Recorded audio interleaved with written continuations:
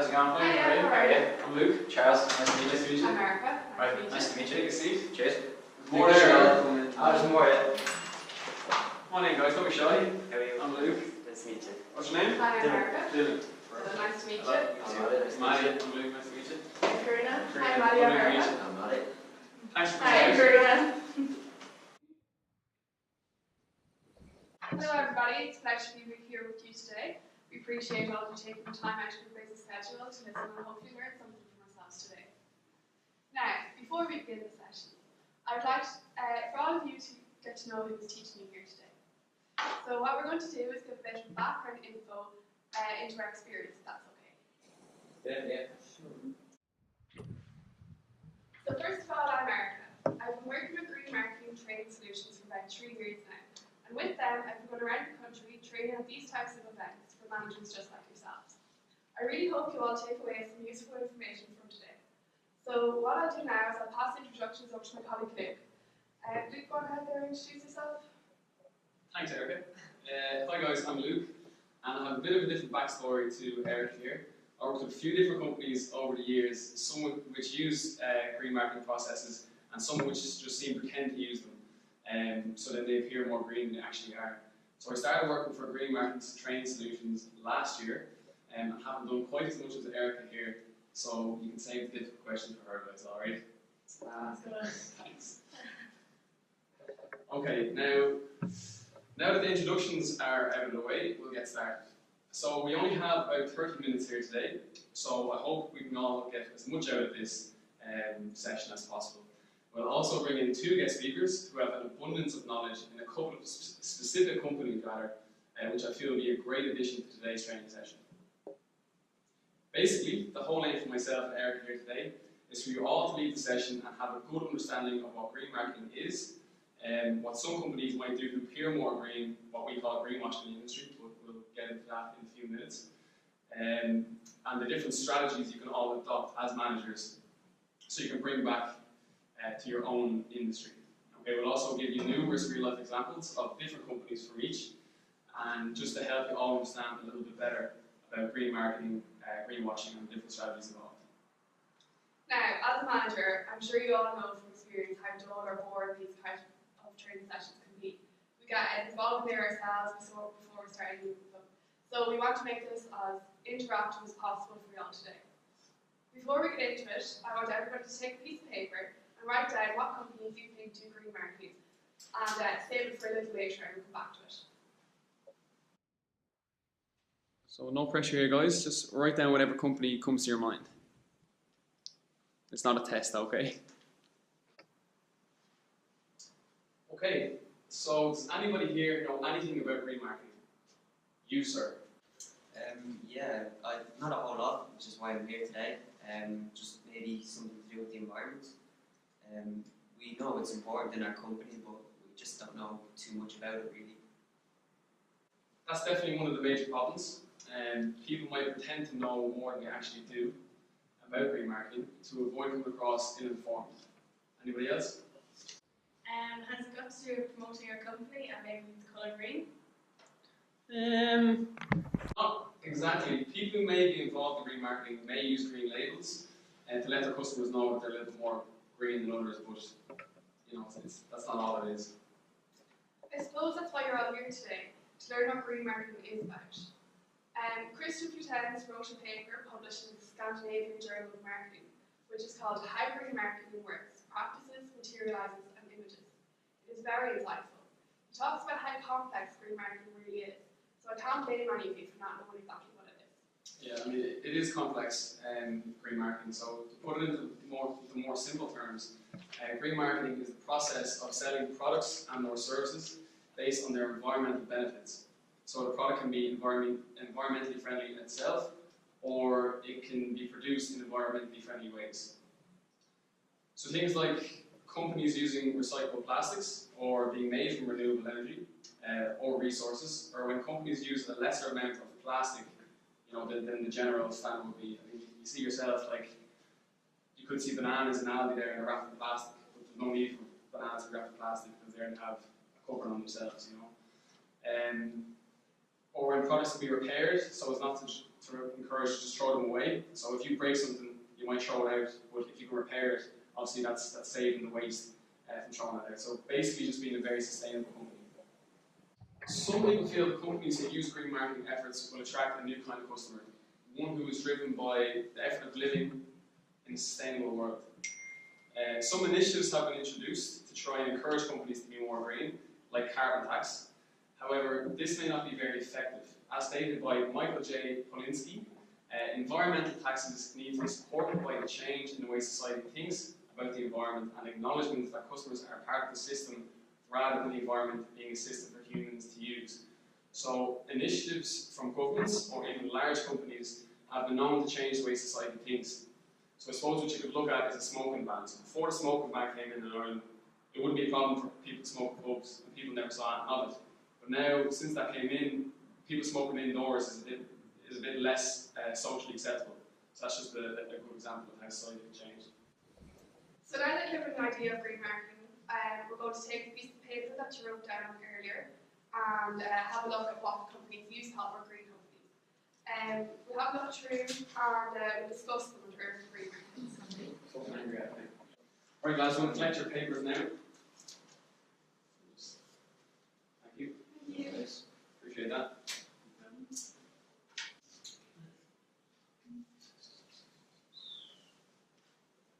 So, Matthew, you wrote down Apple. It's a good answer. Just tell me why you wrote Apple. Why is that? Well, I'm a manager for Belkin, so I know a bit about Apple products. I've seen a thing online, it's a thing called Liam, and it's a machine that can take apart Apple products and recycle them, so to me, this all makes good sense. I'm a manager. Will do, yeah. Good job there. Yes, that's a really good answer. They're also trying to step away from more toxic materials that they use in the productions and in their products. So they are making a big effort in their data centers as well to be zero emissions basically, just so they use energy from renewable sources, which is a very green initiative. Do you want to grab another one there, Erica? Okay, let's see what we have. Take that one? Green, I see that you wrote down Tarte. Tell me why. Yeah. Well, I work for the cosmetic brand Tarte, and by all their packaging and their branding, it gives off the impression that they're extremely green. It's interesting that you bring up Tarte because I'm going to bring up the issue of greenwashing very shortly anyway. So Tarte used to be a very green company. However, since its takeover from the Japanese company COS, there has been been questions raised about just how green they are. They actually sell a very popular foundation which leaves on the packaging, complete with a bamboo-style lid, which gives a false indication that it is natural. The foundation actually has a high level of toxins in it. That's very surprising. It's actually pretty misleading for their customers because it gives off the image that they're really natural and green. Yeah, exactly. And this is what we call greenwashing. It's when a company appears to be environmentally friendly or sustainable in some way or even many ways, but it's all just a facade. Does anybody here have any ideas as to why a company might partake in greenwashing? It's all about money, is it? Yeah, that's one of the main reasons, alright. So not to say it's by any way acceptable or ethical, however there's a lot of money to be made in it. So in 2009, if I remember correctly now, consumers spent around 230 billion euro on green products and services. So this might be all well and good for a particular company in the short term, but in the long term it has extremely negative effects on consumers' confidence in purchasing green products, as there is a chance the product that they are buying that they think is green is actually just pretending to be. An example of firm-level greenwashing is General Electric's Eco-Imagination campaign. An example of product-level greenwashing is that of LG Electronics and its miscertification of their refrigerators. There will be more information available on these after the meeting and a leaflet we've prepared for you. There are many consequences to greenwashing, not just talking about consumer confidence. There was an experimental study conducted by, now I might not get these names correct, but it was Erman Raham, Jen Park, and Christina Genqui Chi, which aimed to find out consequences of greenwashing in greenwashing in the hotel business. So I have a direct quote here from a study which says, the study showed that ulterior motives of hotels' environments claims evoked customer skepticism, which in turn negatively influenced consumers' intention to participate in the linen reuse program and intention to revisit the hotel. Now, even though they're talking specifically about the hotel industry here, I feel like it resonates with all types of businesses. If you as managers exaggerate or just plain lie to your customers about how green you are when you're not, and it might be obvious that you're not, your consumers will be skeptical and may not return their business as they may feel betrayed. So just be careful with that. Well guys, at this point I believe each one of you has a better idea of what green marketing is and how important it is for your companies around the world. Coming back to the answer you gave us earlier, you all wrote down companies that you thought were best at green marketing. Dylan, you wrote down Volkswagen. I work in a garage, and a few months back I actually bought a Golf GT, which is a hybrid hatchback, so it is environmentally friendly. But Volkswagen in particular, by 2020 I think they have a new kind of fully electric car called ID coming out, so you can't get much more electric than that, or environmentally friendly than that. I see your logic there, Dylan. I'm glad you brought up Volkswagen, because one of our guest speakers has come here today to speak about Volkswagen. His name is Yusuf.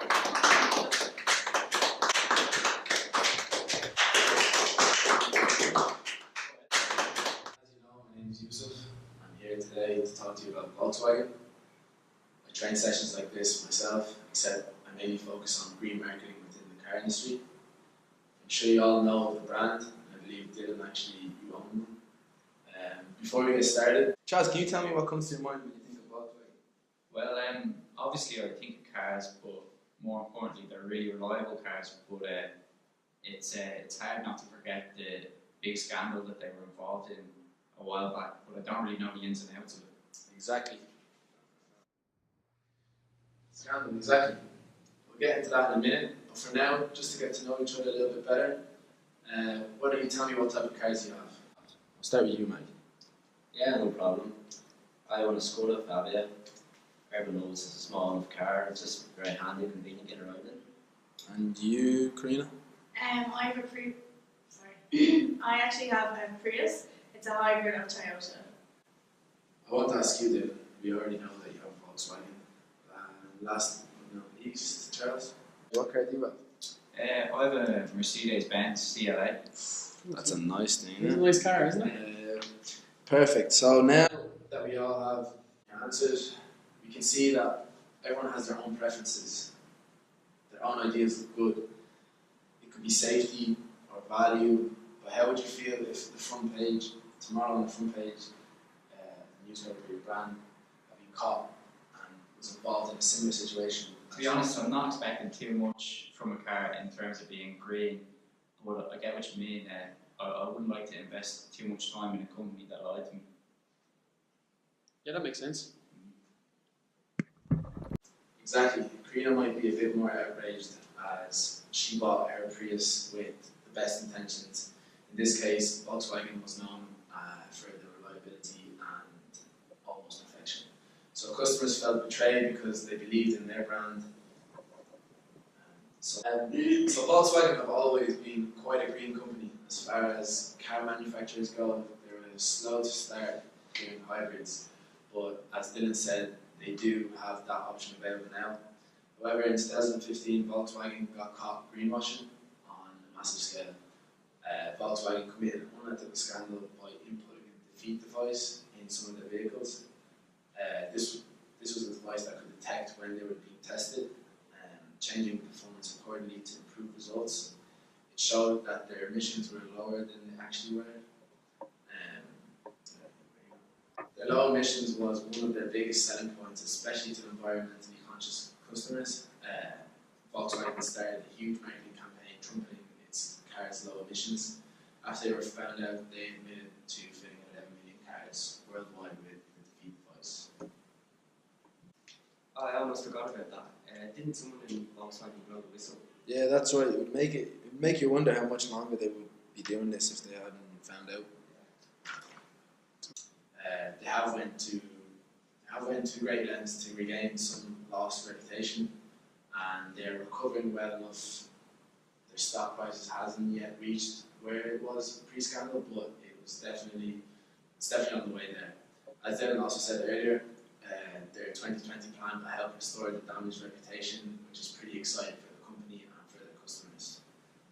So that's all from me. Would you like to have any questions for me before I go? No, everything was very clear. Thanks a lot. Cheers. Cheers. No worries. Thanks very much. Thank you very much.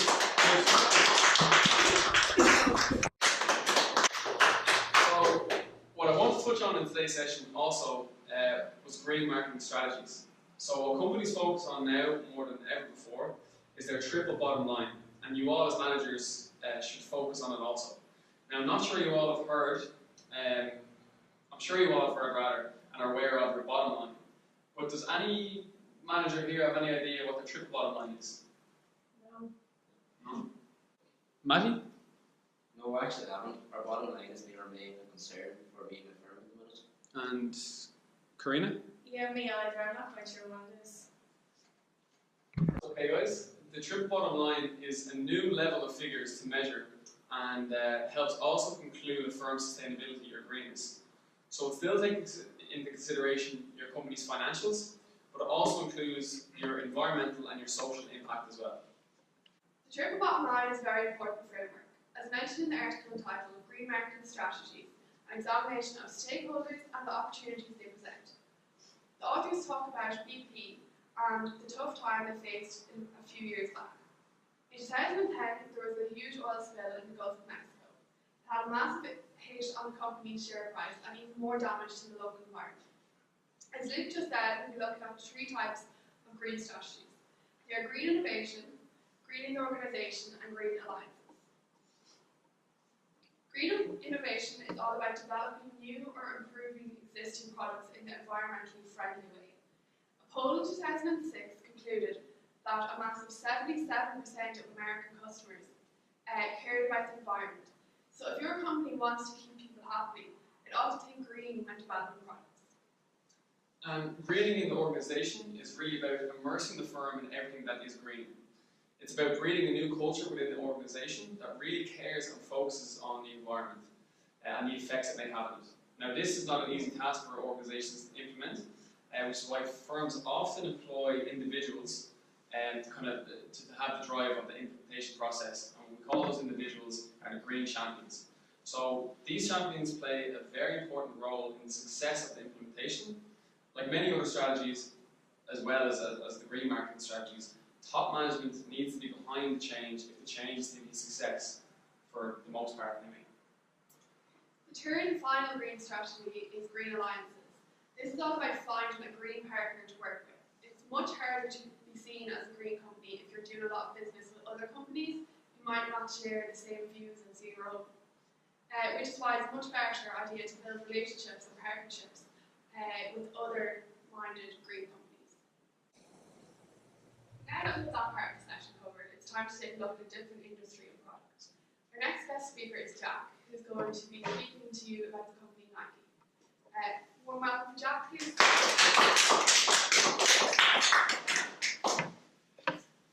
Okay, hi everybody, my name is Jack. I'm here today to talk to you about Nike and Patagonia, 2 different clothing brands. Okay, so Nike is a good example of a sustainable or green company. It's had some issues in the past about some of the conditions that their workers are subjected to, but they're on their way to eliminating their bad reputation when it comes to their factories. So they're doing a lot of things right. In their products they use a few eco-friendly materials. Some are recycled cotton or polyester.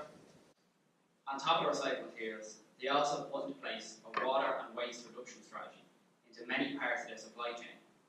They do still use a few hazardous chemicals though in their supply chain, so they aren't at the finish line just yet. But every little effort does help. They've also made a public commitment to reduce its carbon emissions by over 50% by 2025, which is a pretty impressive target. So as managers here today, I'm sure you're all here to learn what you can do. Setting targets and making them public is a great way to start trying to make a difference. It adds a little more pressure to make the change that you should. So would you say Nike's actually doing a good job at the minute? Well, last year, Nike was ranked by Morgan Stanley as the most sustainable apparel and footwear company in North America for environmental and social performance, including its labour record. Although Nike have made efforts to better their image and help to lower their carbon footprint, they still been found guilty of dumping waste rubber from shoes and leaking toxic chemicals into the environment, so they're not fully green just yet. Another company that I want to talk about is the clothing brand Patagonia, who are known to be one of the market leaders when it comes to green marketing and social responsibility.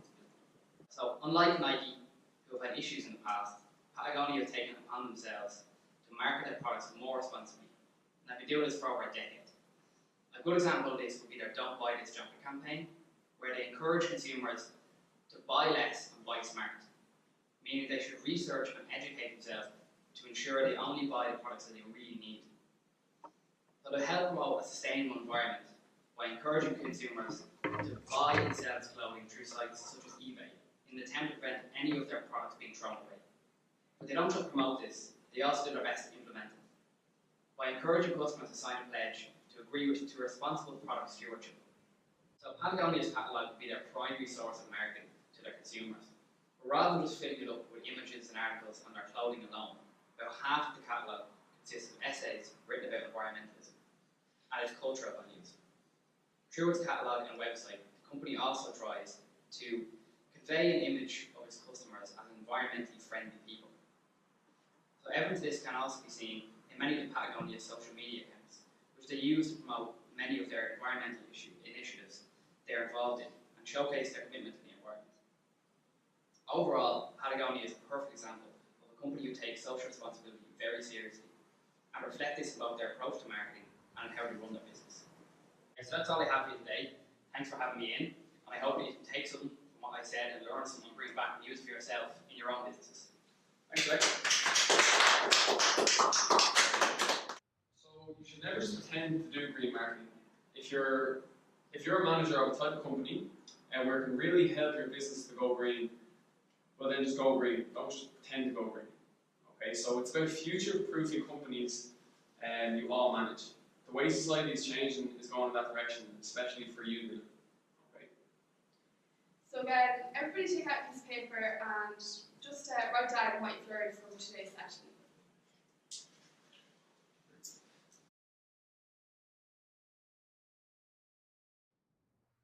So thank you all for coming today. I hope to talk about the fundamentals of what green marketing is, what it is to pretend to be green, and the consequences of doing so, and the different green strategies you as managers can adopt. Yeah, so thank you again for coming out, and also a big thank you for our guest speakers. Okay, so we'll give them a little applause.